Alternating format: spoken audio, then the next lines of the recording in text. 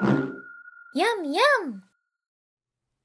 Hey everybody, and welcome back to Modo with Ellery. In this episode, we're going to be looking at some procedural modeling, and we're just going to do some simple modeling here and look at some ways that you can use procedural modeling to speed up your workflow, and also look at some things that you can do to improve the quality of your procedural modeling, because I think there are a lot of kind of common misconceptions there seem to be out there about procedural modeling in general. And, I get it. On the base level, the idea behind procedural modeling is very different from the Modo modeling paradigm that we've all gotten used to. But really what's going on here is if you leverage the strengths of procedural modeling and use it in conjunction with the other tools inside of Modo, you can get a much more powerful way of modeling all of your scenes because you can use procedural modeling where it shines. But there are also a few caveats and some things that you can easily work around that will seem like things that are missing in the procedural modeling toolkit as it stands. So this is just going to be a quick intro, a couple of examples, and some things that you can do to use them. If you want more procedural modeling, there is going to be more coming that I'm going to be working on. Let me know if you can think of any examples that you might like to see, but there is going to be more procedural modeling. And in the meantime, I think everybody should go and check out Brad Peebler's series on procedural modeling, a very great set of tutorials, and also for a really good cause. So the link to that will be in the video description. Go check it out, support Heirs to Our Ocean and Brad Peebler's great tutorial work. So let's hop in here and look at creating some tubes with procedural modeling, because it's going to be a real simple topic where we can start off and look at some of the things that you can do really easily. All right, so in this scene, I've got basically just a blank mesh layer, and then I have a curve in a secondary mesh layer, and that's it so far. So what we're going to do is we're going to use this curve to build a series of tubes. Now, if I wanted to, I could make several different curves, and that would work fine, but I'm going to show you how you can do it with just a single curve, and that way you can get things that look like they have some kind of conformity. All right. Now, a couple of things that you can also do. Now, with procedural modeling, you could start with creating procedural geometry. So I could start with creating a cylinder with the procedural tool. So if I hop over here to my my second tab here that has my mesh ops in it, I could go in here and click. I could add an operator, and I could just put in cylinder, and I could drop in a cylinder and start with this. I could make it say 0 height, so it's just a circle. But that's not what I'm going to do this time, and the reason why is I want to show you some nice options that you have if you're starting with base geometry. Now, some of this stuff can be done right in the procedurals, and some can't. So I'm just going to go ahead and undo here, so we get back to our regular old base mesh, and let's start just by putting in a cylinder. All right, so I'm just going to drag this out here and make sure it's right at the origin, and let's make it kind of small, maybe. Oops. Don't want any Y height because I just want a circle. All right, so something like that. And there we go. Okay, so we've got that. Now, what I do want to do, though, is I want to change this from face to Catmull Clark so that I have some subdivisions on here. And at first, it's not going to look like much because, of course, it's just a circle. And actually, here, let's go ahead and unsubdivide it so we can start off and see the way that this is going to work this way. All right, so let's go over here, and I'm going to go to my base mesh. And now I'm going to add an operator, and I'm going to put on a curve extrude. So let's put in curve, and we'll find curve extrude down here. Just double click to add this in, and we'll be greeted with a pop-up here to let us pick the path. So if I had several paths created, this would be a good way to get it started. So I could use whichever path that I want to. But in this case, mesh 2 has my curve, so I'll go ahead and put it on and click OK. And you'll see a couple of things going on here. One, my path is inverted, so it doesn't look like a tube, but it looks like a tunnel if you're inside of it. But if you're not inside of it, it just doesn't look very good at all. So I can invert the polygons.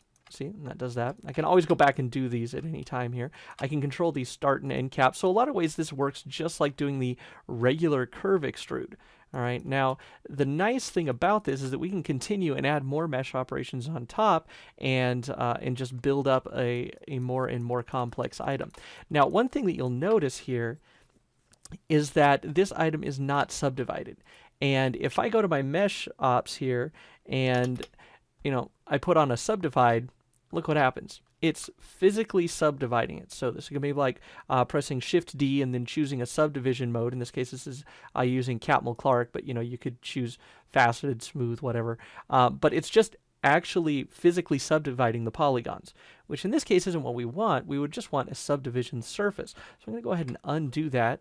And one thing that you can do that's really nice here is if I click back to the base mesh, you can see I have this little G turned on here. That's going to allow me to ghost my future steps, even if I step backwards. So now that I'm back on my base mesh, I can still see what's going on. And if I press Shift Tab to subdivide this circle, now two things are going to happen.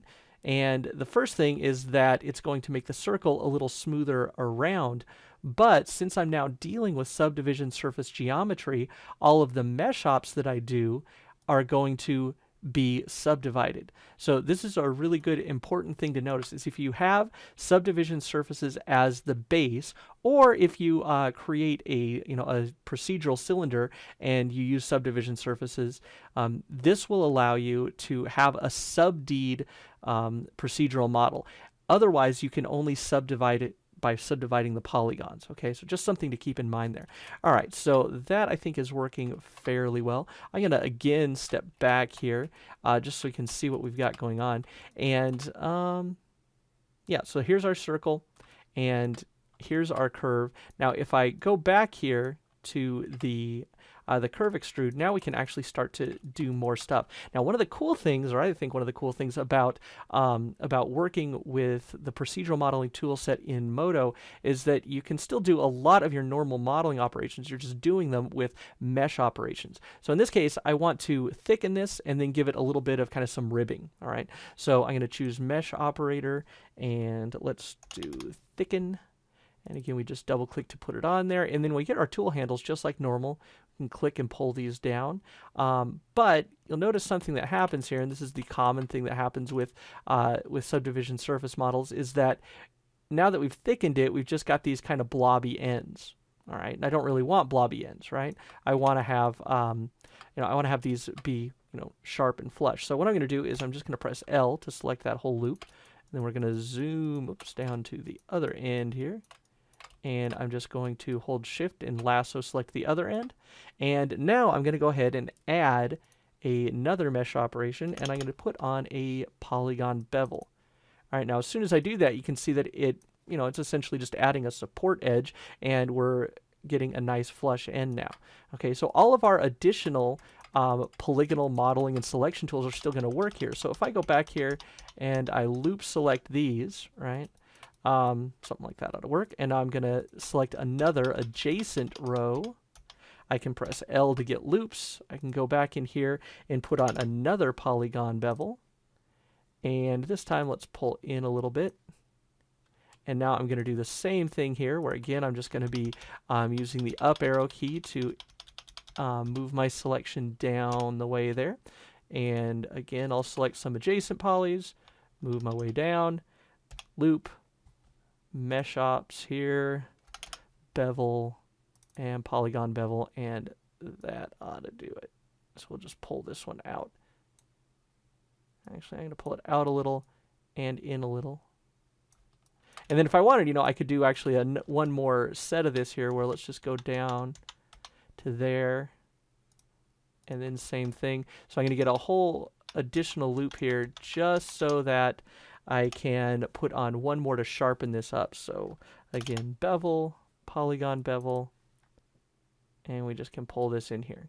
All right, so now I've created a tube. Okay, not such a big deal in and of itself, but now I can go in here to my curve, and with this created, I can just turn on my element move tool with the T key, and I can move this around. And maybe I would want to just pull this down a little bit. Yeah, so something like that. All right, so now once I have this one ready, and I think this is working all right, the nice thing is I can continue to work with additional versions of this just by taking and kind of freezing off a version of this. So if I just right-click on this mesh item that has my procedural modeling on it, I'm going to choose freeze mesh operators, and I want to choose duplicate and freeze. It's kind of cutting off the screen there, but it says duplicate and freeze. And what it's going to do is it's going to take everything that I've got there, turn it into polygons, drop it in a new layer, and hide my procedural layer. So now I've just got normal polygons here, which is kind of cool. So let's go ahead and take this one. I'm just going to slide it off to the side, maybe down a little bit. Something like that I think works. And just to kind of build this up quickly here, watch this. I can go and take and turn off the polygon bevels, except for that first one, on this version of it. And then at the same time, I can go up here to my curve and make some adjustments to the curve, just to kind of make this one a little bit different feeling than the other ones, so they don't look like they're exactly the same. Okay. Great. And now if I go back to here, you can see that I've got everything done. So once again, I'm going to right click, duplicate and freeze. All right, so now one thing that that I'm going to do here is I want to create one path that actually has multiple tubes running along it. So this is another way that you can do things. But the problem is I'm going to have to back up. So let's go back a one level of polygon beveled here. So I only have just my curve extrude and my thicken. Okay, and this might look a little bit different. I had a crash and had to rebuild here. But just so you know, I want to have several different tubes along here running together. But if I create them and have different amount of polygons going into the procedural modeling, it's going to change the selections that I made to do any of these polygon bevels. All right, so you can't just directly go and change the number of polygons at one state without it changing the way that your polygons are going to be working in future states. Now there is a way around that, which I'll show you here in just a moment though. All right, so let's go back here to where we just have thicken. All right, and now what I'm going to do, let's turn off that poly bevel entirely. Let's go back to the base mesh. And what I'm going to do is go right down to kind of around the origin here. I'm going to take this circle here and I'm going to scale it down. All right, so what I'm going to do is create several different pieces of geometry here. So I'm going to go ahead and get another cylinder, and I'm just going to draw this one out.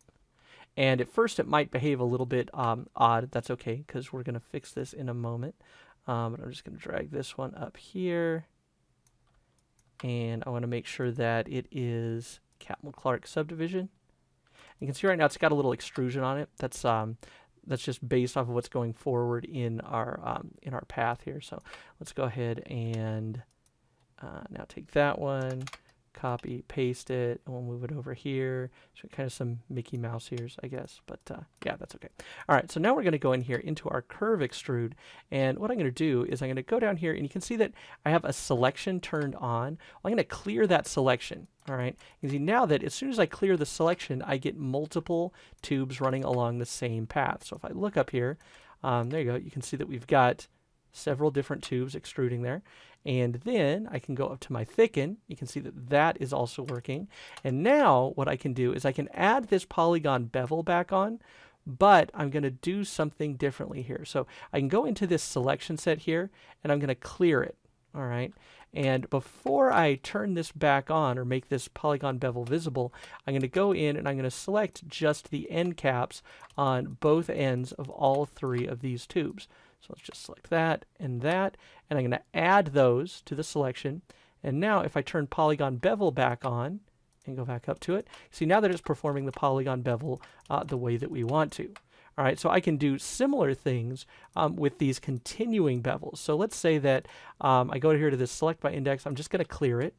And let's say that on this one, I just want to have those kind of bumps on this version of the hose that's over here. So I'm just going to move up along the line, make a selection, get another row of polygons, press L, and then I'm going to add those to the selection. I'm going to make the polygon bevel visible, and there you can see we've got that. All right, so now we're going to do the same thing here. So I'm going to go to my selection, and in this case, I'm going to clear it, and now I'm going to add these back in. So once again, just put these along. Oops, and actually, I take it back. I selected the wrong ones. I want this one, and then that one. There we go, because I had beveled, and I don't want too much stuff selected here. Same thing here. Let's get this guy and this guy, and we'll move up along the way. By the way, there was nothing wrong with the selection I had made in the last in the last that I said, oops, I just don't want my ribs to be that close together. That's all.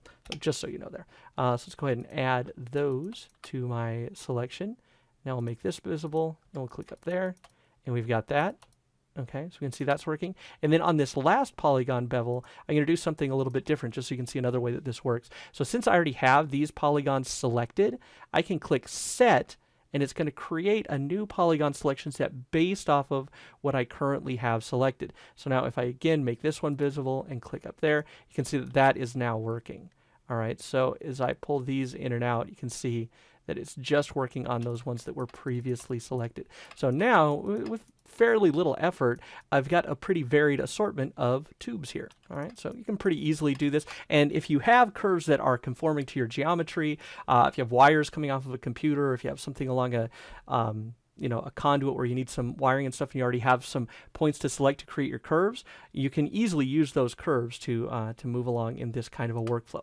All right, so let's then look at another thing that we can do here. And for this, I'm going to use just a really simple hallway that I've constructed just off of a couple of different panels from the first Nerney pack. So I've got one that's a light that's got some overhead light, and then the rest are just the basic ones.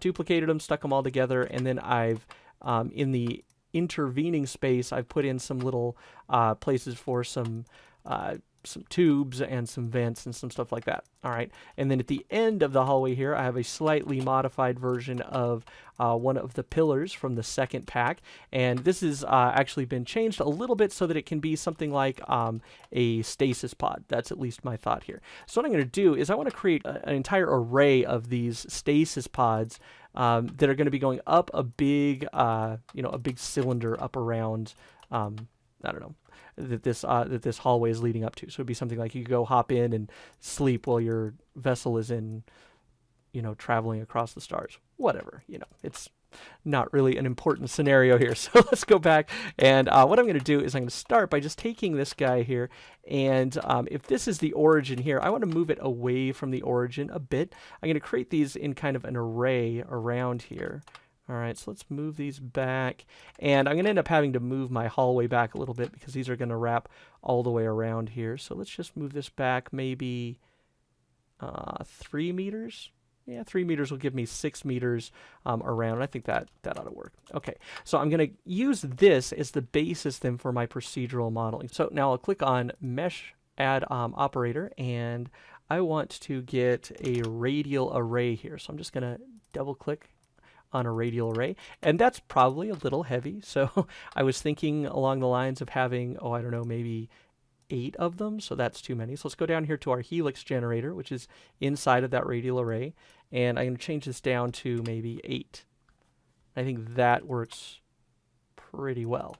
Okay, and what I'm going to end up doing is I'm going to delete some of them that are in the wrong place that are going to be overlapping our hallway, which, by the way, let's just take the hallway since we're here, and I'm going to pull it back to maybe right here. So we only have to delete, let's say, just this one right here. So that's the only one that I have to delete. Okay, and then all the other ones can stay. And then on my other versions that are going up and down, from there I can just leave the complete ring. Okay, so that ought to work all right. Yeah, I think that's going to be okay. All right, so now let's continue here, and what I'm going to do is I'm going to close up that radial array because we've got what we want there. And now I'm going to add another operator, and I'm going to add a clone. All right, so there's our clone, and we're going to, again, and we're going to open up the clone here, and in the tool pipe, we've got our linear generator, and our Y, I want to make this 3 meters. I think these are almost exactly 3 meters. So that way they're going to go one on top of the other on top of the other. That works out. Okay, and I want more than one, so let's go up maybe, or something like that. Yeah, something like that I think will be pretty interesting. Actually, here, let's go even more, because what I want to do is I want to take the entire group here, and I want to have it go up and down, so you get the feeling that as you're walking out of this hallway, it's to a big, a big tube that goes up and down. So let's do that. So I'm going to make this go, let's maybe 7 of them. Yeah, that ought to work. And now what I'm going to do is I'm going to move everything down. So again, I can't just grab and move it with the move tool. I have to use a mesh operator. So I'm going to put in a transform effector, and we're just going to pull the whole thing down until it's centered up with, one of these. And I think that's going to be, these are 3 meters each, so I think 9 meters. I ought to put it pretty much right in the middle. Okay, cool. So what I would like to do here is I would like to go ahead and just delete this one here, but I want to make some changes and some adjustments and additions to this. So I don't want to delete things just yet, because if I select polygons and delete them, remember, that's going to change if I change any of the polygon numbers going into this step. So I don't want to do that just yet. All right, so what I'm going to do here is I'm just going to create a new mesh layer right here. And I'm going to create a cylinder, which let's just put it 1.5, and we're going to zero this out. And I'm only going to give this 8 sides, because that's going to look cooler. That way I've got kind of one facing each one once I rotate it. Right now I've got a vertex facing each one, but I want to have a flat polygon facing each one. Let's give this a little bit of thickness. And we're going to change it from Capmo Clark back to faces. And this isn't a procedural one, so I don't have to worry about any of that. I'm just going to rotate this to where it's flush there. Okay. All right, so what I do want to do here is I want to create kind of a couple of things. So I want to create some steps that are going to come off of this, off of each of the individual pods that will come forward. So what I'm going to do is I'm going to create them on the first single one, and then that's going to give me a step. So if this is like an elevator and it goes up and down, every time it reaches a new level, there will be something to step on to get to, right? And then I also want to create a wall that goes all the way around behind it, because right now it just is feeling like it's floating out in the middle of nowhere. So for all of these things, I'm going to go back to my Stasis Pod layer here, and then I'm going to go back to my base. All right, so with the base, I'm going to just go in here and I'm going to create a nice square. And you can see how this is working just right off the bat. As I create one, the ghosted version is showing me, the ones that will be created. All right, and I want to zero this out. So let's put it at 0 and 0. And I want to leave it in the X position because I like it off to the side like that. That's how I want it. And to give it a little bit of thickness. And since I'm back on the base, the cool thing is I can still work with normal modeling operations. So I'm going to get all of these, and I'm going to bevel them just a little bit. Oops, I want that to be faceted. There we go. Maybe something like that. And then I'm going to grab just this polygon on the top, and I'm going to bevel it in just a little bit and down just a hair. All right, so we've got this little step that goes into here. But, as I look at this, as we're stepping in, that's a bit of a big step up. So what I'm going to do then is I'm going to create a secondary little box right in here. And you might get a little bit of lag. That's okay. You can always turn off the visibility of your mesh op layers. So just a note there, you don't have to leave them running while you do this. But I kind of like to show how this is working, so I'm going to leave them on for right now. All right, so let's go there, and then let's pull this out a little bit. And again, I'm just making a little bit of a step here. So I'm going to do the same thing here with the corners. We're just going to select that one, this one, and this one. And I'm going to bevel them just a little bit, just so we get something that looks a bit like it aligns. And actually, as I look at that, it looks a little weird. So it looks really thick. So I'm just going to pull it up here a ways. And I'm probably going to have to pull down the top too, so we get the sense of this being a bit more of a step. Yeah. I think something like that works pretty well. So now we have a step up. Now I could go in and put something to support the step, but you know, this has alien hybrid advanced human technology or something like that, so it can float. There you go. So that was going to work for there. All right, so I've got my steps out and steps up into the pods. The last thing that I need now are some walls that are going to go around the entire thing. All right, and for that I'm going to go back to some panels from the Nernies. So let's go back to our layout here. And just while I'm here, I'm going to open up the Stasis Pod, and I'm going to hide all of my extra stuff. So all I want to see at this point is the one Stasis Pod, just to make my life a little bit easier. All right, and what I'm going to do here is I'm going to go grab, let's see, I've already used the really basic one, so let's use one that's not quite as basic. All right, so now that that's in there, at the moment, it's just on its own mesh layer, so it's not going to allow us to do anything with it as far as the all of the mesh ops go. So what we'll do is we'll take and copy this and just paste it into this same mesh, so it's going to obey all of the procedural modeling that we had done there.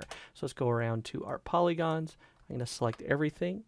And actually, first what I'm going to do is I'm going to get it roughly into place. It's going to make my life just a bit easier here. So let's rotate it this way.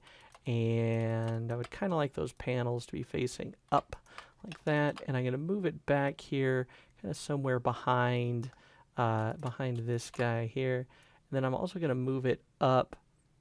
Let's go 1.5 meters. Now I know that these are 2 meters. So the other thing that I'm going to do here is I'm going to scale it up to 150%, so that it will be the same 3 meters that my other pieces are, at least in height. Now we may need to do some additional scaling or moving around to get it to work as far as wrapping around like a tunnel, but we'll do that when we get there. So let's go ahead and copy this. I'm not going to actually delete it out of here, and then we'll go into here, and I'm going to go ahead and just save this where we are. I've been having some crashes today, and it's a good idea to save your work as you go also. So let's go ahead back to here, and then I'll select the base mesh, and I will paste those polygons in. You can see they've gone in, and right now they're actually almost touching. So one of the benefits of working with this in this kind of ghosted mode is that I can still see what's going on down the line. So I'm actually going to turn off my clone and transform effectors just so I have less geometry here to mess with. And now I can just pull this in until those plates, I'm going to go until maybe they overlap just a little bit. So maybe just a little bit here. Let's pull these down just about like that, because I want these to appear as if they're all actually put together. So if they overlap just a little bit, I think that will work pretty well. All right, so let's go ahead and drop the tool, and we're going to step back up to there so we can see how this works. Looks good. And then we're going to go back up and check out our clone and our transform. We'll go all the way up, and we can see now we've got this entire tunnel of these pieces here. And if we go into, oops, look what happens. We can't see what's going on. And that's okay though, because we can actually get rid of these things. So I'm going to double click on that, and let's go in here and double click on the glass, the other piece of glass, get everything selected there. And I don't even want this step here, although I do want the step out, so I'm going to leave that in. And then I got to get all these little bolts here. So I may have made my life a little easier if I put in a single part mesh, but that's okay. So once I've got everything selected here, now I'm going to again go to the mesh operators, and I can add a delete operator. And that is going to get rid of everything that I had selected. Now in this case, I probably need to do a little bit more. So what I'm going to do is go up here. I'm going to open up selection, open up select by index. All right, and then I'm going to double click on this guy, and this guy, and this guy. And if I can find it, that last little bolt, there it is. Same thing on the other side. So this one, this little hiding bolt up there, and this one here. Then I need to get the outside bolts, and we'll be fine, because I'm going to be okay with leaving the leaving the actual pieces in there, but I would want to create kind of a more custom backing for there where it's actually attaching to my incoming hallway. I think that'll work. So let's go ahead and add those, and then we step back up to there. And now what we should see is a completely clear hallway. Although I've made my scene so complicated now, it's hard to actually get to it. There we go. All right, so there we go. So now if I am coming down this hallway, you can see I've got places where I can step in here, and I can step onto this pad, which I could make an elevator or whatever. And if I look up, I've got all of my upward chambers. If I look down, we can see everything there. And, you know, it's created a pretty interesting scene here. So like I said, I might want to do some custom geometry to go in there, but it's only one little place instead of having to do it all over. All right, so there you go. This will give you a nice start as to how you can actually start creating some fairly complicated stuff within your procedural modeling toolkit. So I would encourage you to go and work your way through it. Now I've got a little bit of an extension here down the hallway behind us, so we can back out and get a little longer hallway. Also, for those of you who get the downloadable files here, there's a little Easter egg in this one where it's got a hint as to the next Nerdy pack, just for you guys. So make sure you check that out. I'm not going to turn the camera around so you can see it. I'm going to leave you in suspense. So you've got to go get the downloadable if you want to see it. All right, so that does it for this one. If you like this video and videos like it, please follow me on Patreon, patreon.com/Ellery. And if you support me there, you'll be able to get downloadable versions of the video as well as downloadable scene content files. Or if you'd like to get this episode or any other episode of Modo with Ellery a la carte, you can get those on Gumroad. That's gumroad.com/Ellery. Again, if you want more procedural modeling,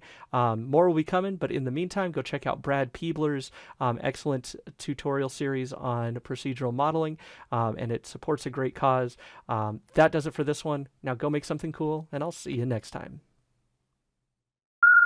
Yum, yum!